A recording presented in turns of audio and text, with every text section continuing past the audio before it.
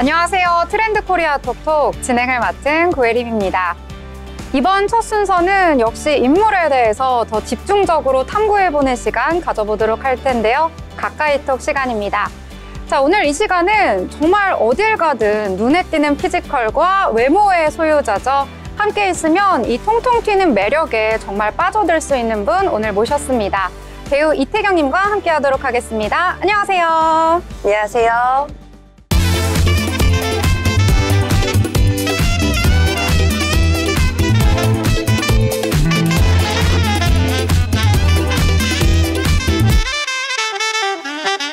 네, 먼저 시청자분들께 인사 말씀 부탁드리겠습니다. 네. 안녕하세요. 배우로 활동하고 있는 이태경이라고 합니다. 반갑습니다. 좀 시청자분들께서 아니 저기 왜 이렇게 한 분은 키가 크고 한 분은 왜 이렇게 조그매 할 정도로 역시 딱 보기만 해도 눈에 띄는 피지컬, 외모 소유자이신데요. 오늘 또 이렇게 배우로 이 자리에 나와주셨으니까 이 배우로서의 삶 그리고 앞으로의 모습 이런 거에 대해서 좀 집중적으로 알아보도록 하겠습니다. 네, 알겠습니다. 네. 일단 배우신데 제가 보니까 전적이 좀 화려하시더라고요. 전적이요? 네. 네.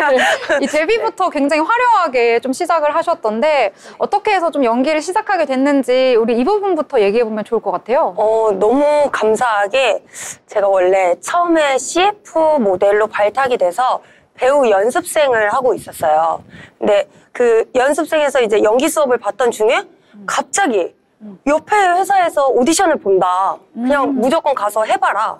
라고 해서 연기를 한 지 2달밖에 안 됐는데 그냥 패기로 가서 딱 오디션을 봤는데 또 그게 너무 운이 좋게 또 돼가지고 바로 데뷔를 할 수 있게 돼가지고요. 그 작품이 2005년도에 웰컴 투 동막골이라는 영화였습니다. 완전 대박난 작품이잖아요. 네, 저희도 그렇게 대박이 날 줄 몰랐죠.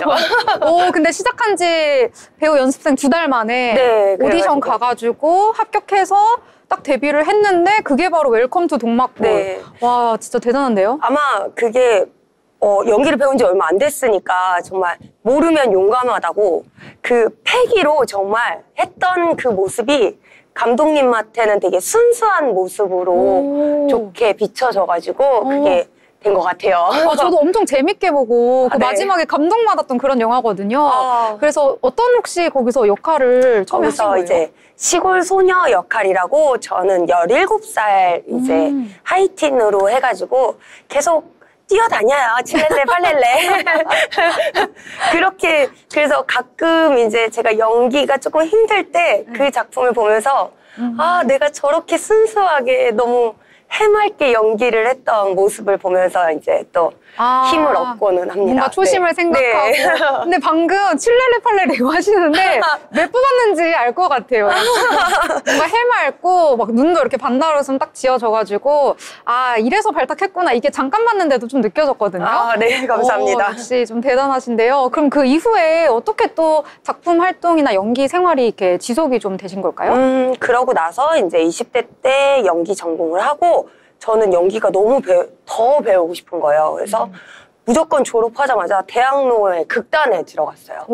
그래가지고 거의 진짜 20대 때는 다작을 하자라는 마음으로 정말 1년에 한 3편, 4편씩 공연을 하면서 진짜 정신없이 막 연기를 막 그 배우는 거가 너무 좋고 막 무대가 너무 좋고 연기하는 게 너무 좋아가지고 그렇게 20대를 무대에서 보내고 30대 때 다시 이제 영상 쪽으로 영화, 드라마 이쪽으로 나오게 돼서 활동을 하고 있습니다. 이 열정이 좀 남다른 것 같아요. 왜냐면 일단 다작을 하자 이런 마음가짐으로 1년에 3-4편씩 저는 잘 모르는데 이제 들어보니까 그게 엄청난 에너지와 진짜 노력 이런 게 필요하다고 들었거든요. 네, 맞아요. 이게 연극이라는 건 정말 바로 관객들과 호흡을 하면서 만나는 거여가지고 사실 저는 영화로 데뷔를 해서 끊어가기가 익숙하셨는데 익숙한데 맨 처음에 연극을 할 때 이 1시간 반을 이렇게 호흡을 한다는 게 굉장한 에너지여가지고 처음에는 힘들었는데 나중에는 그 에너지로 그 시간 동안 사는 게 또 너무 매력이 있는 거예요. 그래가지고 또 연극에 빠져가지고 또. 저도 옛날에 이제 연극 보러 가면 특히 좀 무대가 소극장일수록 그 숨소리 하나까지 막 느껴지고 맞아요. 이 배우의 눈빛이나 막 이런 얼굴의 떨림이라고 해야 되나? 맞아요, 이런 것까지 맞아요. 다 느껴지는 거예요. 네네. 그래서 아 진짜 연극이 이게 보통 일이 아니구나 이 생각을 좀 했거든요. 근데 또 거기서 또 뭔가 에너지를 얻고 좀 성장하는 기회가 되지 않았을까 이런 생각이 들긴 하네요. 저는 진짜 그 웰컴 투 동막골을 찍을 때도 선배님들을 보면서 아 정말 배우가 너무 매력적인 직업이다 라고 생각을 하고 시작을 한 거였지만 연극을 또 하면서 너무 좋은 선배님들과 연출님들 이렇게 만나면서 너무 매력적인 직업에 내가 있구나라는 거에 너무 감사하면서 매번 작품을 할 수 있었던 것 같아요. 그러면 또 이렇게 좀 욕심도 있고 하다 보니까 또 궁금한 게 또 여러 배역 하셨잖아요. 네네. 그러면 좀 탐나는 배역 같은 것도 있을 것 같아요. 이게 또 이게 제가 되게 못된 역할을 많이 했어요. 못된 역할. 네, 그래가지고 그러다 보니까 또 너무 착한 역할도 하고 싶고 사람이. 네. 근데 제가 이번에 그 재작년에 이인극 페스티벌에서 그 이머시브 연극이라는 걸 만나게 됐는데 이머시브 연극은 이제 관객들과 같이 소통을 하면서 네. 극이 끌어가는 네, 그런 연극인데 사실 에너지가 엄청 소요가 되지만 너무 재밌는 거예요. 어디로 관객이 어떤 말을 할지 모르니까 그래서 이런 퍼포먼스가 들어간 이머시브 연극을 하는 게 너무 재밌어서 그쪽으로 이제 그런 역할들이 있으면 참 좋겠다. 약간 그런 생각을 하고 있어요. 네. 그럼 일단은 못된 역할을 많이 했기 때문에 착한 역할 쪽을 네. 하고 싶다. 왜냐면 눈웃음이 너무 반달웃음 계열이어서 좀 잘 어울릴 것 같은데요? 착한 역할보다는 네. 이렇게 평소에 네. 이미지가 되게 도시적이고 세련되고 이런 느낌이다 보니까 부잣집의 못된 역할로 그렇게 캐스팅을 많이 해주셔가지고 또 감사하게 네. 아니면은 원래는 이제 착하게 자랐다가 어떤 세월의 풍파를 한번 맞고 악독해져가지고 못된 역할이 되는 거 이런 것도 좀 잘 어울릴 것 같아요. 좋네요. 네네. 그런 좋네요. 것도 네. 좀 어필할 수 있는 그런 부분은 또 어떤 게 있을까요? 우선은 뭐 못된 역할 쪽은 네, 무조건 자신 있고요. 네. 그리고 저는 그 밝고 그러니까 에너지가 있는 역할들이 되게 좋은 평들을 많이 받아가지고 되게 다행히 그래서 그런 쪽으로 연기를 할 때 또 사람들이 예쁘게 봐주시는 것 같아요. 약간 에너지 폭발시키는 그런 역할 말씀하시는 거죠? 맞아요. 네. 그 역할이 뭐 춤추고 노래하고 막 이런 활동하는 것도 괜찮나요? 네, 저는 우선은 춤을 너무 좋아해서 안 배워본 춤이었거든요. 현대무용, 뭐 한국무용, 살사, 바차타. 네, 그 이인극 페스티벌도 관객들과 1시간 반 동안 춤을 추는 그런 작품이었어요. 네. 그래가지고 그런 춤을 추면서 하는 것도 너무 좋아하고 그 활동적인 걸 참 좋아하는 것 같아요. 아니 이게 듣기만 해도 벌써 에너지가 넘치고 정말 활동적인 거 좋아하시고 이래서 어떤 분인지 딱 느껴진다 이렇게 생각이 드는데요. 자, 지금 보니까 엄청 오랫동안 연기를 하셨잖아요. 그럼에도 뭐 연기를 계속할 수 있는 원동력, 좀 포기하지 않는 이유, 뭐 이런 것들이 있다면 어떤 것들이 좀 나를 이렇게 힘을 내게 하는 어떤 부분이라고 할 수 있을까요? 포기하지 않는 이유.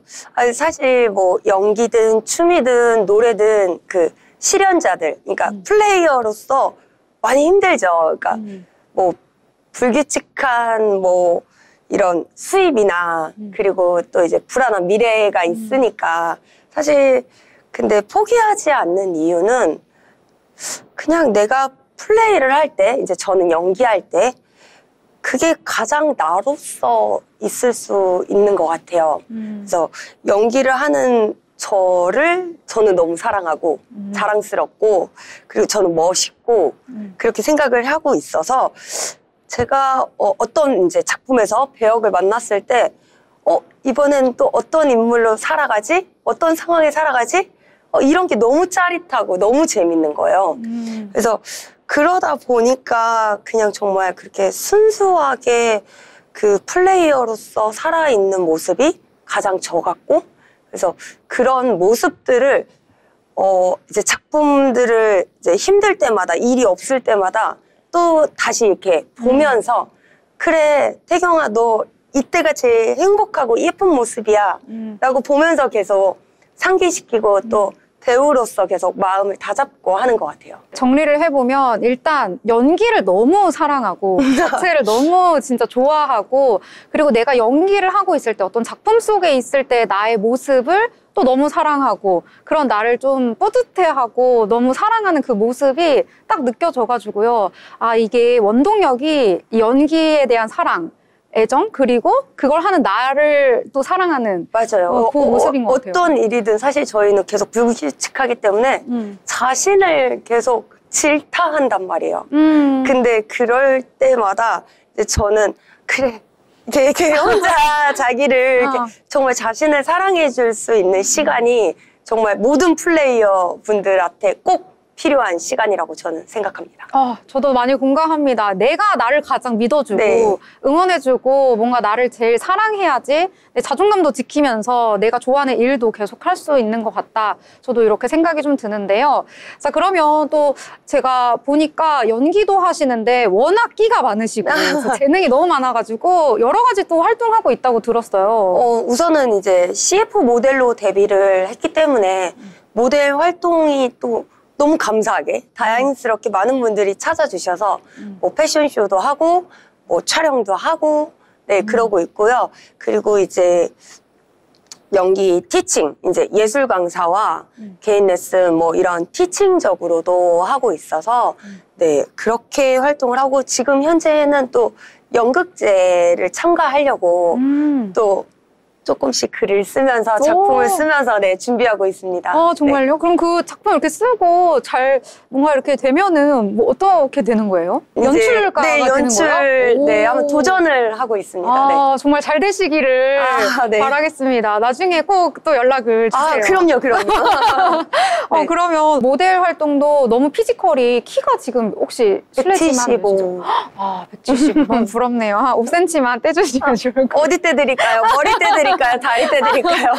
조금이라도 떼주시면 너무 좋을 것 네, 같은데요. 얼마든지. 네, 역시 네. 정말 피지컬도 부럽고 이런 남다른 열정도 부럽고 한데요. 자, 그러면 또 시청자분들이 너무 에너지는 많이 느끼셨을 것 같은데, 그러면 이 배우가 앞으로 또 어떤 작품 활동, 또 어떤 좀 미래를 그리고 있나, 이 부분이 궁금할 것 같아요. 좀 어떤 계획들이 좀 가지고 있으실까요? 사실 이제 연기를 처음 시작했을 때는 그냥 죽을 때까지 연기하는 배우가 되자라고 생각을 했는데, 이게 조금 이제 지나오고 많은 것들을 하면서 사람들한테 위로가 될 수 있는 그런 선한 영향력을 가진 배우가 되고 싶다라는 생각을 하게 됐어요.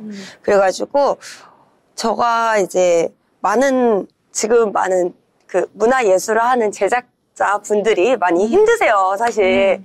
근데 그래도 그 많은 분들이 사실 K 문화예술 정말 엄청난 영향력이 있거든요.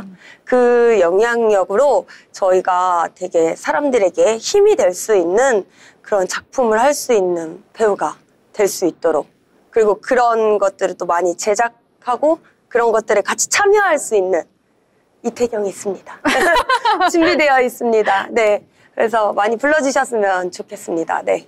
네, 관련된 이 업계 종사자분들이 영상 보시면은 저 배우 진짜 열정 넘치는구나, 연기 진짜 사랑하는구나, 너무 괜찮은데 한번 좀 컨택을 해볼까라고 생각이 드실 수도 있을 것 같습니다. 많은 분들 연락 주시면 좋겠고요. 자, 그러면 정말 마지막으로 시청자분들께 마지막 못다한 이야기라든지 한 말씀 있으면 부탁드릴게요. 네.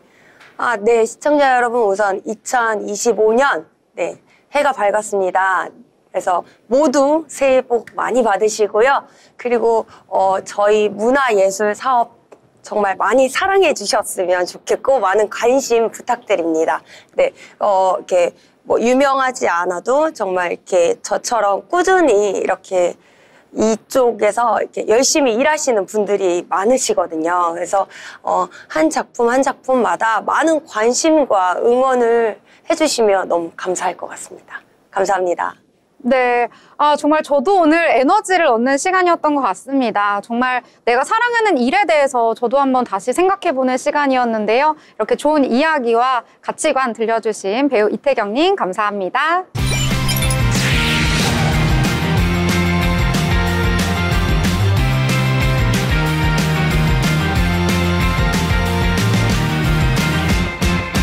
네, 이번 시간은 김효빈 아나운서와 함께하는 경제톡톡 시간입니다. 최근에 이슈가 되고 있는 경제 이슈들에 대해서 알려드린다고 하는데요.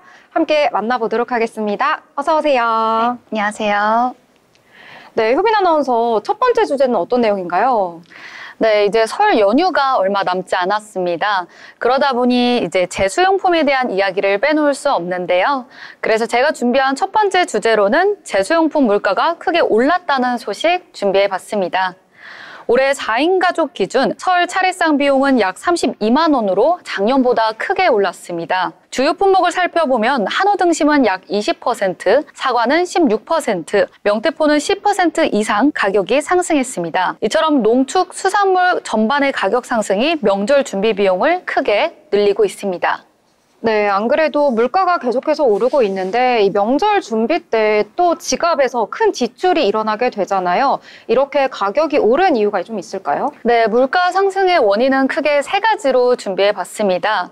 첫 번째는 국제 곡물가 상승으로 인해 사료값과 생산 비용이 상승했고, 이는 농축산물 가격에도 영향을 주고 있습니다. 또한 환율 변동과 물류비 증가로 인해 식재료 유통 비용이 크게 늘었다고 합니다. 마지막으로는 수입산 사용의 증가인데요. 특히 제수용품 생산 과정에서 수입품 재료의 비중이 높아진 점도 물가 상승에 큰 영향을 미치고 있습니다. 국내산 대신 수입산을 사용함에 따라 원가 부담은 줄였지만 국제 곡물가와 환율 영향을 받아 소비자 가격이 높아졌습니다. 네, 수입산 사용 증가가 올랐다고 하니까 좀 놀라운 내용인데요. 자, 그렇다면 이런 상황이 소비자와 또 이 경제 전반에는 어떤 영향을 미치게 될까요? 네, 물가 상승은 소비자들에게 큰 부담을 주고 있는데요. 특히 중산층과 저소득층 가정에는 차례상 준비가 경제적으로 큰 압박이 되고 있습니다. 또한 명절 물가 상승은 내수 소비 위축으로 이어질 가능성이 높아 경제 전반에 부정적인 영향을 미칠 수 있습니다. 네, 그렇다면 이 문제를 해결하기 위한 대책이 좀 필요할 것 같은데 어떤 대책이 좀 나왔을까요? 네, 해결을 위해서는 정부와 기업과의 협력이 필수적입니다. 일단 공급 확대가 필요한데요. 농축수산물의 생산량을 늘리고 수급을 안정화해야 합니다. 이어서 유통구조 개선도 필요합니다. 중간 유통 과정을 효율화해 소비자가 더 합리적인 가격으로 제품을 구매할 수 있도록 해야 합니다. 마지막으로는 국내산 물량을 확대해야 합니다. 수입산 의존도를 줄이고 국내산 재료의 비중을 늘려 환율과 국제시장의 영향을 최소화할 필요가 있습니다. 네, 이렇게 대책까지 자세하게 언급을 해주셨습니다. 자, 이렇게 명절과 관련된 내용들 함께 알아봤는데요. 자, 다음 소식은 저도 뉴스를 보고 깜짝 놀란 소식입니다. 금융권에서 일어난 소식인데요. 어떤 내용일까요? 네, 이번에는 금융권에서 일어난 좀 충격적인 소식을 전해드릴까 합니다. IBK 기업은행에서 240억 원 규모의 금융사고가 발생했다고 합니다. 사건의 핵심은 은행 내부 직원이 공모하여 위조 서류를 통해 대출금을 부정하게 인출한 것인데요. 사고 규모는 무려 240억 원에 달하며 피해는 특정 법인을 대상으로 한 것으로 파악되고 있습니다. 현재 IBK 기업은행은 사건 발생 직후 내부 감사와 함께 경찰에 수사를 의뢰한 상황입니다. 네, 은행에서 이런 일이 일어났다고 하니까 더욱더 좀 충격적이다 이렇게 느껴지는데요. 자, 그렇다면 어떻게 이렇게 대규모 이런 사고가 일어나게 된 거죠? 네, 이번 금융사고는 내부 통제 부실과 검증 절차의 허점에서 비롯된 것으로 보입니다. 주요 원인을 살펴보면 위조 서류가 문제였는데요. 대출 신청 과정에서 서류의 진위 여부를 철저히 검증하지 못한 점이 원인으로 분석됩니다. 다음으로는 내부 직원의 공모입니다. 은행 직원이 사건에 개입한 만큼 내부 통제 시스템의 부재가 드러난 겁니다. 마지막으로는 감시체계 미흡이 원인으로 꼽히는데요. 대출 심사와 인출 과정에서 다중 검증 체계가 제대로 작동하지 않았던 점도 문제로 볼 수 있습니다. 여러 가지 문제가 좀 혼재되면서 이번 사고가 발생한 것 같은데요. 자, 그러면 이번 사건이 이 금융권과 고객들에게는 어떤 영향을 또 미칠까요? 네, 이는 금융권의 신뢰에 심각한 타격을 줄 수 있습니다. 고객 입장에서는 은행의 안정성과 신뢰도가 훼손될 수밖에 없고요. 기업 이미지 손상도 클 것으로 봅니다. IBK 기업은행은 공기업적 성격을 가진 주요 은행으로 이미지 실추는 불가피해 보입니다. 또한 이는 금융 시스템 불안정성을 보여줍니다. 이번 사건은 내부 통제 시스템의 허점을 보여주며 다른 은행으로도 유사한 문제가 확산될 가능성을 보여주고 있습니다. 네, 이 금융권에서 일어나는 사고들 좀 심심치 않게 들려오는 것 같은데요. 자, 그러면 대책이 또 필요할 것 같은데 어떤 대책이 좀 필요할까요? 네, 이와 같은 금융사고를 방지하기 위해서는 여러 가지 대책이 필요합니다. 첫 번째로는 내부 통제 시스템 강화가 필요한데요. 대출 승인 및 집행 과정을 다단계로 검증하는 체계를 도입해야 합니다. 특히 내부 직원이 관여한 사건인 만큼 직원 행동 모니터링 시스템을 강화해야 합니다. 두 번째로는 서류 검증 과정 개선 필요성입니다. 대출 신청 서류의 진위 여부를 검증할 수 있는 AI 기반 검증 시스템 도입을 검토해야 합니다. 이는 서류 검토 단계에서 외부 기관과의 데이터 연동을 통해 위조를 막는 방안을 마련할 필요가 있습니다. 다음으로는 감사 체계를 정비함으로써 정기적이고 철저한 내부 감사와 불시에 진행되는 리스크 점검으로 사고 가능성을 줄여야 합니다. 마지막으로는 직원 교육 강화를 통해 내부 경각심도 높여야 할 것으로 보입니다. 좋은 대책까지 여러 가지 제시를 해주셨습니다. 자, 그러면 다음 소식으로 넘어가 보겠습니다. 이 12월, 작년 12월이죠. 이 비상계엄 선포 이후에 한국의 고용시장에 좀 심각한 영향을 미쳤다라는 보도가 있었는데요. 구체적으로 어떤 일이 좀 발생을 한 걸까요? 네, 작년 12월에 한국의 취업자 수가 전년 동기 대비 5만 2천 명 감소했습니다. 이는 2021년 2월 코로나19 팬데믹 이후 처음으로 취업자 수가 감소한 경우인데요. 소비 심리 위축과 내수 시장 침체가 주요 원인으로 지적됩니다. 비상계엄 선포로 정치적 불안정성이 커지면서 소비자 신뢰도가 떨어졌고 연말에는 정부의 일자리 사업도 종료돼 고용시장에 큰 타격을 줬습니다. 네, 안 그래도 좀 일자리 관련해서 좀 어렵다 이런 말이 나오고 있는데요. 그렇다면 특히 어떤 사업에 좀 영향을 많이 줬을까요? 네, 우선 건설업이 가장 큰 영향을 받았습니다. 건설업 취업자 수는 15만 7천 명 감소했는데요. 그 외에도 제조업과 도소매업에서 각각 9만 7천 명, 6만 5천 명이 줄어들었습니다. 내수 시장이 침체되면서 관련 산업들이 어려움을 겪은 결과입니다. 여러 업종들이 좀 어려움을 겪고 있는데요. 자, 그렇다면 연령별로 살펴봤을 때는 어떤 변화가 있었을까요? 네, 20대는 12만 4천 명, 40대는 8만 1천 명이 각각 감소했습니다. 젊은 층과 중년층 모두 고용시장에서 어려움을 겪고 있다는 점이 주목됩니다. 네, 그렇다면 이 대책 마련하는 것이 무엇보다 중요할 것 같습니다. 정부는 어떻게 좀 대응을 하고 있나요? 네, 정부는 내수시장 회복과 소비 촉진을 위한 정책을 준비하고 있으며 일자리 사업의 연장과 추가적인 일자리 창출 방안도 검토하고 있습니다. 고용 불안에 처한 20대와 40대를 위한 맞춤형 지원도 강화될 예정입니다. 네, 잘 들었습니다. 이렇게 경제와 관련된 이야기 3가지만 쏙쏙 뽑아가지고 알기 쉽게 전해드렸습니다. 지금까지 함께해 주신 김효빈 아나운서 감사합니다.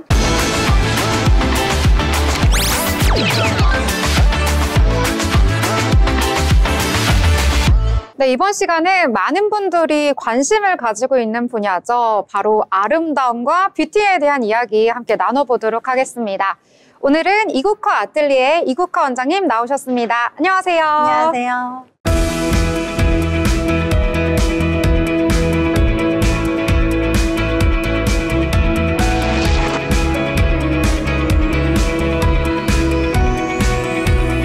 네, 먼저 시청자분들께 인사 말씀 부탁드리겠습니다. 네, 저는 23년 차 피부 관리해주는 메이크업 아티스트로 활동하고 있는 이국화 원장이라고 합니다. 네, 반갑습니다. 반갑습니다. 저도 개인적으로 오늘 인터뷰가 너무 기대가 됐고, 또 특히 여성분들이 너무 집중을 하실 것 같습니다. 자, 미용, 뷰티 이런 쪽에 대해서 함께 이야기를 나눠보도록 할 텐데요. 자, 일단은 미용을 어떻게 좀 시작을 하게 되신 건지 이 부분부터 함께 이야기를 나눠볼까요? 네. 사실상 제가 어렸을 적에 중학교 2학년 때부터 고3 때까지는 대전 출신으로서 시립소년소녀합창단원이었어요. 어머. 어린이 소년소녀합창단. 네. 그런데 부모님께서는 그 음악 쪽을 조금 반대를 하셔가지고 제가 방황을 하다가 길거리에 지나다니다 보면 그 신문지 있잖아요. 네. 그런 거 보다가 몇 개월 수강을 하면 취업을 알선해준다. 이런 문구가 있는 거예요. 그래서 부모님한테 또 이걸 보여줬죠. 보여주니까 괜찮을 것 같은데 해서 시작을 하게 됐는데 어느덧 23년이 지났고 굉장히 재밌게 열심히 일을 했던 것 같아요. 나는 이 일이다 하고 쭉 그냥 달려오신 거예요. 네, 23년을요? 진짜 대단하시네요. 워낙에 욕심이 많은 타입이라 네. 그냥 시켜주면 뭐든 저 할 수 있어요. 할 수 있어요. 이거예요. 제가 봤을 때. 그러니까 일단 시켜주면 나 뭐든지 하겠다 열정이 있었고, 그다음에 저는 진짜 대단하다고 느낀 게 그 끈기, 그러니까 포기하지 않고 멈추지 않고 쭉 이어온 거, 그것도 23년씩이나 했다는 게 저도 굉장히 존경스럽다 이런 생각이 좀 드는데요. 그렇게 23년을 쭉 이렇게 미용 분야에서 일을 하시면서 이제는 이 원장님만의 샵을 또 이렇게 가지게 되셨잖아요. 맞아요. 그래서 이국화 아틀리에 좀 어떤 곳인지 장점 같은 것도 좀 소개해 주시면 좋을 것 같아요. 제 이름을 따서 작업실이라고 하고 이국화 아틀리에라고 명칭을 했거든요.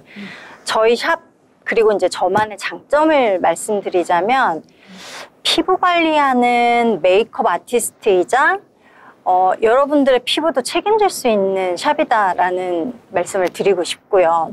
그리고 두 번째로는 제가 속눈썹을 조금 잘 붙입니다. 속눈썹 장인. 네. 그래서 많은 동남아시아 쪽 아티스트들도 그렇고 한국 분들 아티스트 분들도 약간 저만의 비법을 좀 공유해드리고 싶었는데 마침 그걸 찾아주셔서 제가 요즘에 조금 재미있게 일을 하고 있는 중이고요. 제가 자칭 레이어드 장인이라고 말씀드리고 싶은데요. 레이어드가 이제 겹겹이 쌓이는 거잖아요. 저는 이제 파운데이션이나 이런 베이스를 할 때도 밀도나 톤 조합을 굉장히 중요시하는 타입이고, 그리고 볼터치나 섀도우 같은 경우도 이런 한 가지 색이 아니라 여러 가지 색을 조합을 해서 그 묘한 색깔을 나오는 걸 좋아하거든요. 그러니까 기존의 어떤 원톤이 아니고 레이어드를 해서 없던 색을 좀 만들어내시는 거죠? 네네네. 그래서 입술도 굳이 이 립스틱만 발라야 되냐. 섀도우로도 표현을 하고. 네, 저 오늘 좀 셀프 메이크업 하고 왔거든요. 네네네. 저 좀 평가해 주신다면, 냉정한 마음으로 저를 한번 평가해 주신다면 저 오늘 어떤가요? 상대적으로 너무 이쁘셔가지고 어떻게 해도 이쁘게 나올 수밖에 없는 그런 얼굴형을 가지셨는데 네. 저는 개인적으로 이제 피부가 굉장히 좋으시거든요. 근데 약간 좁쌀여드름 같은 게 이제 자잘하게 나시는 편이고 피부가 얇기 때문에 약간 순환을 하는 그런 그 림프 마사지나 이런 게 좀 필요하실 것 같고 그리고 이제 베이스가 굳이 두껍지 않아도 되니까 조금 얇고 살짝 볼륨감을 줄 수 있는 좀 촉촉한 메이크업을 하시면 좋지 않을까. 정말요? 제가 이렇게 방송에서, 전 국민이 보는 방송에서 뭔가 제가 다 까발려진 것 같은 그런 생각이 드는데, 겨울이라 너무 건조하고 보습 같은 걸 어떻게 좀 해결을 해야 할지 많이들 궁금하실 것 같은데, 이 부분에 대해서도 좀 꿀팁 간략하게 알려주실 수 있을까요? 근데 많은 분들이 이제 건조하다고 하면 많이 바르려고만 하시거든요. 근데 저도 지금은 히타로 인해서 약간 건조함을 많이 느끼는 편이긴 한데 가장 중요한 거는 모공 안에 그 묵은 각질이 있어요. 묵은 각질은 거의 왜 하수구 안에 보면 기름때가 딱딱하게 굳어서 돌처럼 굳는 경우가 있잖아요. 그런 경우랑 똑같거든요. 그래서 억지로 그걸 떼어내려고 하거나 이렇게 되면 오히려 상처가 나고 오히려 모공이 더 넓어지기만 하고 안 좋거든요. 그래서 약간 녹일 수 있는 그 무궁각질을 녹일 수 있는 그런 제품을 하나 선택을 하셔가지고 바른 다음에 물로만 세안할 수 있게끔 그렇게 한 다음에 목은 깨끗해졌으니까 영양분을 넣어주되 너무 많이 바르지 않기. 또 메이크업 장인이시니까 뭐 너무나도 실력은 이미 검증이 되었는데 이 메이크업을 잘할 수 있는 이국화 원장님만의 비법이라고 해야 될까요? 어떤 것들이 있을까요? 있습니다. 제가 제일 중요하게 생각하는 부분 중에 관점을 바꿔라이거든요. 아나운서 분도 제가 질문을 하나 드리고 싶은데 네. 화장을 할 때 거울을 보시잖아요. 네. 거울을 볼 때 장점 먼저 보세요? 아니면 단점 먼저 보세요? 저는 아무래도 단점 먼저 보게 되고 그래서 이 부분을 좀 커버해야겠다 이 생각이 먼저 드는 것 같아요. 대부분 그래요. 대부분의 거의 90% 이상의 여러분들이 대부분 단점을 먼저 보시거든요. 그 단점보다는 장점에 조금 더 포커스를 집중을 해서 그 부분을 극대화시키는 게 오히려 단점을 커버할 수 있는 방법 중에 하나거든요. 근데 대부분 남한테 장점은 잘 보는데 나한테의 장점은 잘 찾지 못해요. 그래서 오히려 더 커버하는 데 집중하고 가리는 데 집중하고 이래서 조금 더 메이크업이 진해지거나 두꺼워지거나 더 탁해지거나 이런 식으로 안 좋아질 수가 있거든요. 네. 근데 그 포인트, 장점을 조금 부각시켜서 더 극대화시키는 게 오히려 더 좋을 것 같고요. 두 번째는 빛을 이용하는 거거든요. 지금 저희도 촬영을 하고 있지만 이렇게 조명이 있잖아요. 이 조명이 눈의 상에 반사가 되기 때문에 우리가 눈이 이뻐 보이고 이렇게 사진도 잘 찍을 수 있거든요. 네네. 근데 이런 부분에서 빛을 이용하는 방법은 뷰러 찝는 법이에요. 오, 뷰러. 네, 뷰러를 찝어서 속눈썹을 들어 올려주면 속눈썹 그림자가 조금 처지는 부분들이 그림자로 나타나거든요. 네. 그러면 눈이 조금 답답해 보여요. 그래서 그런 부분들을 조금 더 들어 올려주면 눈의 상이 더 빛의 상이 맺히면서 이뻐 보일 수 있고 그리고 물광 베이스 있잖아요. 네. 되게 유행을 많이 탔었잖아요. 네네. 물광 메이크업이. 네. 근데 그런 것도 빛을 이용하는 건데 그 촉촉한 부분들은 약간 반사가 되기 때문에 더 볼륨감 있어 보이고 쉐딩하는 부분은 오히려 더 빛을 먹기 때문에 얘네들이 조금 더 홀쭉해 보이고 네. 이런 방법이 있다는 거. 그리고 마지막은 제가 제일 말씀드리고 싶은 부분 중에 하나인데 잠을 잘 주무시는 거예요. 네. 이 잠이 굉장히 중요한 이유 중에 하나가 뭐냐면 우리가 활동을 할 때는 혈액이 장기나 이런 신체로 활동이 전환이 돼요. 혈액이 운반이 되고 공급이 되고. 근데 잘 때는 어디로 운반이 될까요? 어디로요? 어디로 운반이 되죠? 주로 모발이나 피부, 두뇌 쪽으로 혈액이 공급이 좀 집중이 돼서 네. 조금 치유하는 능력이나 아니면 조금 더 회복이 되는 그런 쪽으로 되기 때문에 잠을 잘 자면 머릿결도 좋아지고 피부도 좀 좋아져요. 아, 정말요? 네. 제가 잠을 좀 더 잘 잤으면 피부랑 오늘 헤어가 더 좋았을 텐데 잠이 또 보약이다 이런 말 있잖아요. 잠을 잘 자야 되는군요. 네, 여러 가지 미용이라든지 뷰티에 대한 이야기 함께 나눠봤는데요. 또 많은 분들이 이 직업에 대해 좀 관심이 많더라고요. 그래서 23년의 경력을 보유하고 계시니까요. 혹시 메이크업 아티스트 쪽에 관심이 있는 분들 어떤 부분에 좀 유의를 해서 접근을 해야 할지 어떤 것들을 꼭 필수로 알아야 할지 이 부분도 좀 설명해 주시면 좋을 것 같아요. 네. 저희 미용 분야는 통틀어서 약간 3D 업종이라고도 합니다. 굉장히 힘들어요. 근데 이 부분을 굉장히 관심 있게 보시는 분들이 꽤 많으시더라고요. 근데 좀 잠을 못 잔다거나 아니면 계속 바깥에 오래 서 있어야 된다거나 그리고 실내에서도 미용실에서도 한 기본 8시간은 서 있는 직업인 것 같아요.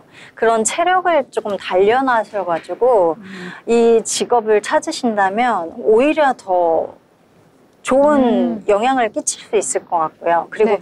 이 분야는 공부도 또 많이 해야 되는 직업입니다. 뭐 영화 같은 경우는 만약에 사극을 들어간다 그러면 그 사극에 대한 역사의 배경도 알아야 되고요. 그리고 드라마도 뭐 시대물을 찍는다 그러면 그 시대물에 대한 배경도 알아야 되기 때문에 좀 공부를 의외로 많이 하는 직업이기도 한 것 같아요. 그리고 트렌드도 굉장히 빠르게 바뀌는 직업이니까 그거에 대한 공부도 소홀히 하신다면 아마 이 직업에서 소홀히 한다는 개념에 대해서는 굉장히 부정적인 역할이 될 거예요. 그래서 좀 공부를 많이 하셔야 되는데 좀 도와드릴 테니까 열심히 해보시고 이 분야에서 좀 이름을 날리시는 그런 여러분이 되셨으면 좋겠습니다. 네. 들어보니까요. 일단 기본적으로 체력이 좀 바탕이 되어야 하고, 그리고 이 직업이 공부를 굉장히 많이 해야 한다고 합니다. 예를 들어서 뭐 시대극 같은 걸 찍을 때는 그 시대 배경을 이해해야지 거기에 맞게 또 이렇게 메이크업을 할 수 있고 하다 보니까 그런 부분도 알아야 하고, 그리고 여태까지 쭉 말씀해주신 피부 미용 중에서도 좀 과학적인 부분도 잘 알아야지 적용이 되는 것 같더라고요. 그리고 미적인 이렇게 감각이라고 해야 할까요? 색에 대해서도 이해도가 굉장히 높아야 하기 때문에 공부를 굉장히 많이 해야 되는 직업이다. 이렇게 정리를 해보도록 하겠습니다. 자, 이렇게 여러 가지 이야기들 함께 나눠봤는데요. 이 직업에 대해서도 좀 깊이 있게 알아보고 또 이 직업을 가졌을 때 어떠한 장점이 있는지 이런 부분까지도 알아봤습니다. 요즘에 좀 K-뷰티가 인기를 끌면서 이 메이크업 분야에 대한 관심도 점차 높아지고 있더라고요. 여러 가지 꿀팁과 함께 다양한 이야기들 아낌없이 나눠드렸으니까요. 꼭 한번 보시고 함께 탐구해보는 시간 가져보시면 좋을 것 같습니다. 자, 이렇게 오늘 알찬 소식 전해주신 이국화 원장님 감사합니다.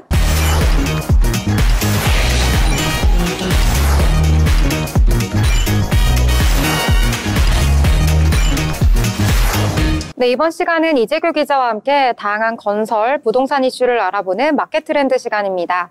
이재규 기자 나오셨습니다. 어서 오세요. 네, 지난 시간에 이어서 또 연속된 내용 전해드리려고 합니다. 이 건설업계의 최대 관심사 중 하나였죠. 이 한남 4구역 재개발 사업의 시공사 선정 결과가 나왔습니다.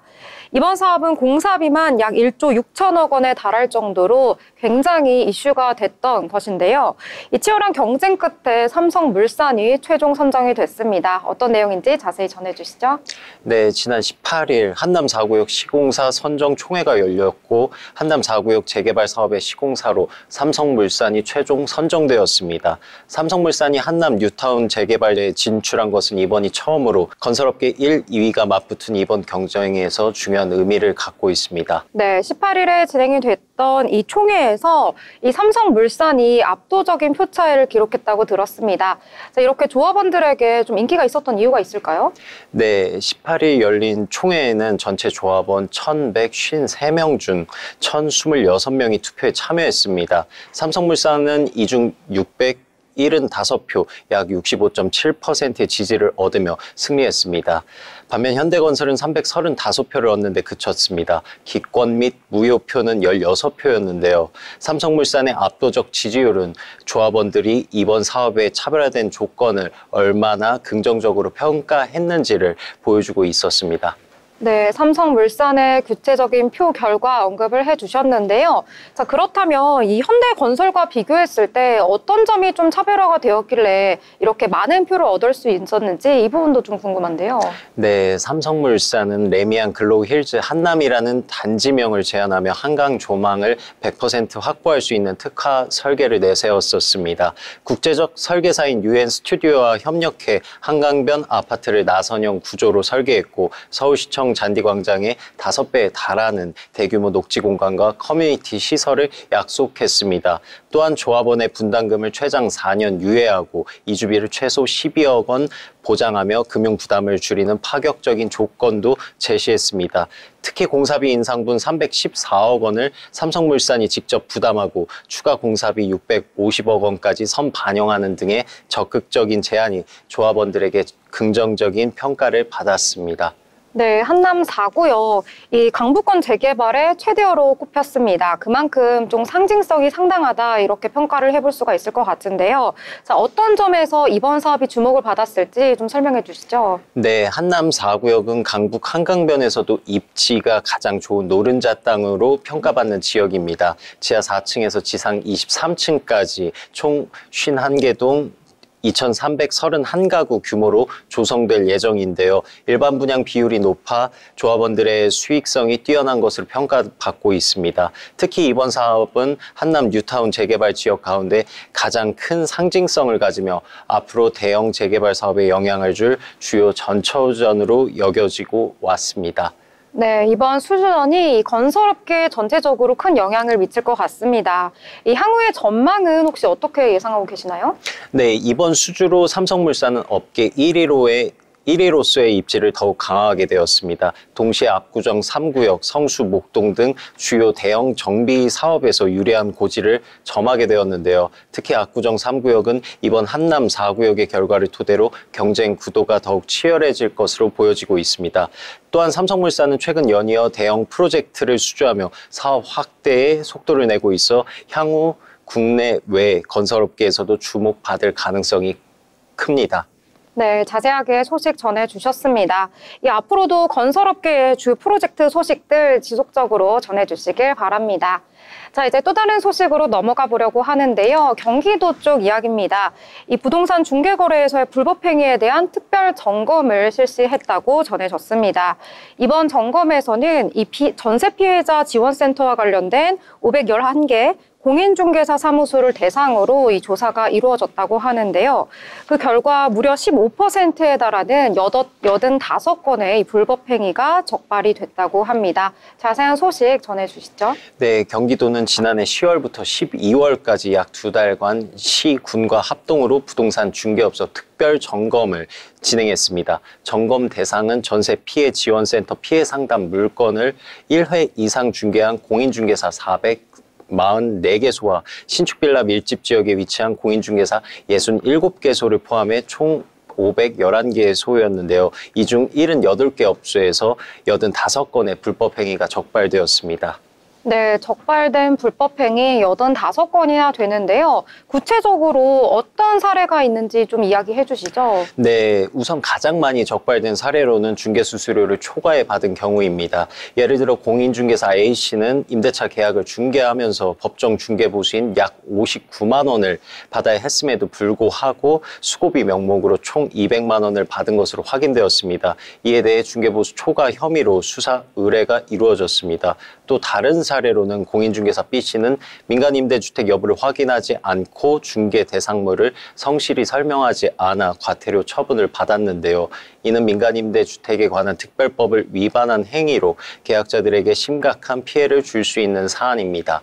네, 계약자들에게 심각한 피해를 줄 수 있다 말씀해 주셨다시피 이와 관련해서 좀 어떠한 조치가 취해져야 할 것 같은데요. 어떤 조치들이 좀 이루어졌을까요? 네, 경기도는 적발된 85건에 대해 다양한 처분을 내렸습니다. 중개 수수료 초과 등 중대한 위반 사항 12건에 대해서는 수사 의뢰를 하였고 등록 기준에 미달한 1건은 등록 취소 처분이 내려졌습니다. 이 외에도 계약서 작성 부적정 및 중개 보조원 미신고 같은 행위 23건은 업무정지 처분이 내려졌고 나머지 과태료 부과 21건과 경고 시정 조치 27건이 추가로 이루어졌습니다. 경기도는 그동안 전세 사기 방지를 위해서 꾸준히 노력을 해왔다고 알려져 있습니다. 그동안에 어떤 활동을 좀 했었는지 그 내용도 한번 요약을 해주시죠. 네, 경기도는 2024년부터 안전전세관리단을 운영해왔으며 약 3만 명에 달하는 공인중개사들과 협력하여 전세 피해를 예방하기 위한 노력을 이어나가고 있습니다. 그렇군요. 이 경기도 도시주택실에서도 또 이번 점검에 대해서 강력한 의지를 좀 표명했다죠? 네, 이계삼 도시주택실장은 안전전세관리단의 활동을 통해 도민들이 안전하게 전세 거래를 할 수 있도록 더욱 철저히 관리하겠다는 의지를 강조하였습니다. 네, 이렇게 두 가지 건설과 부동산과 함께 이야기 나눠봤습니다. 함께해 주신 이재규 기자 감사합니다.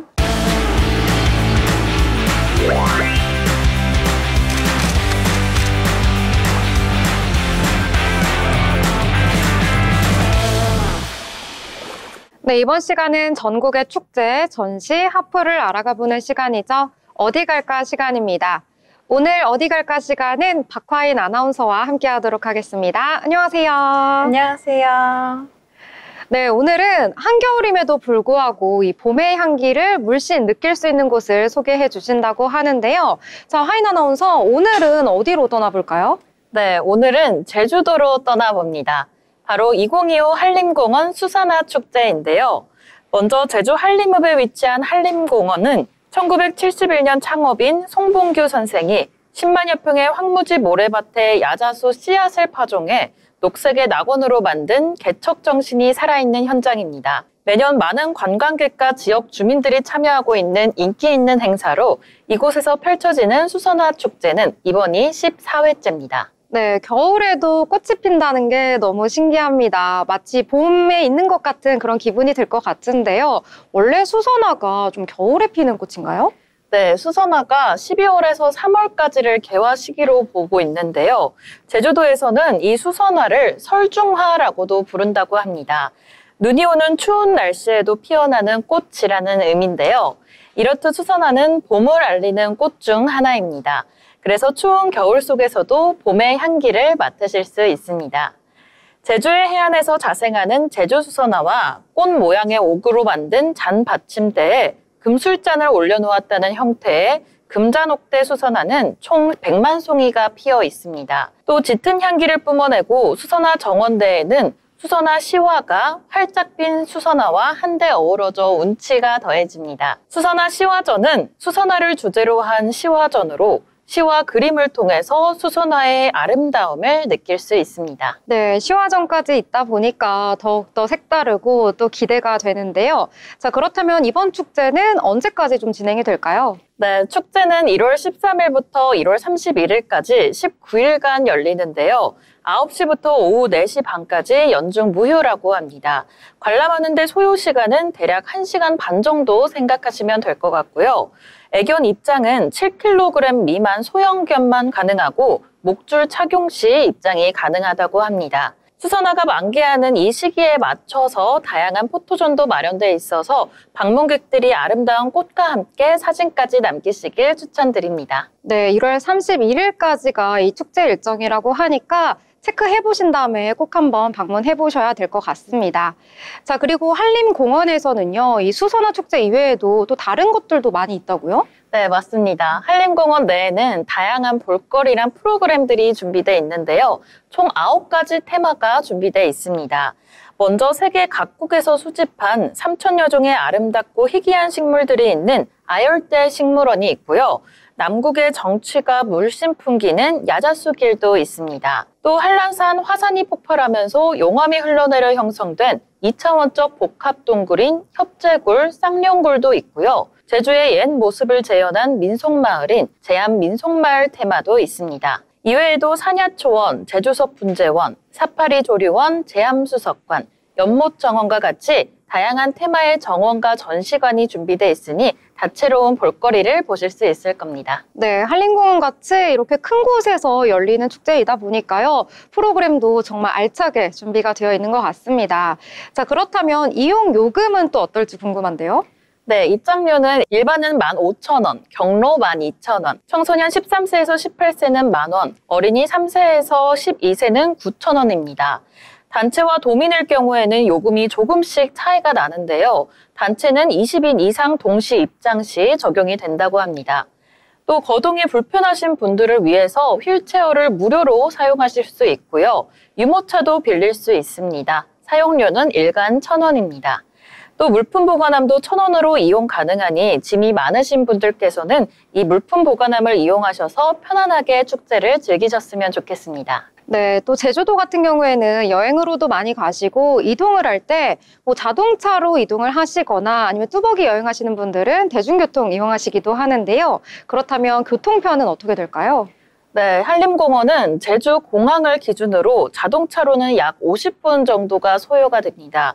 주차장은 무료 주차장이기 때문에 편리하게 이용하실 수 있고요. 대중교통으로도 제주공항에서 버스 102번 급행버스와 202번 간선버스를 이용하시면 됩니다.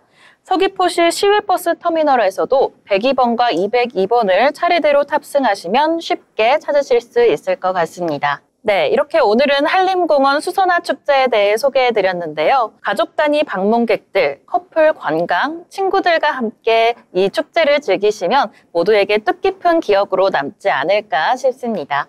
또 가실 때는 꼭 카메라도 챙겨가셔서 예쁜 사진 마음껏 남기시길 바랍니다. 네, 한림공원 수선화 축제 정말 자세하게 잘 알려주셨습니다. 이렇게 알찬 소식 친절하게 알려주신 박하인 아나운서 감사합니다.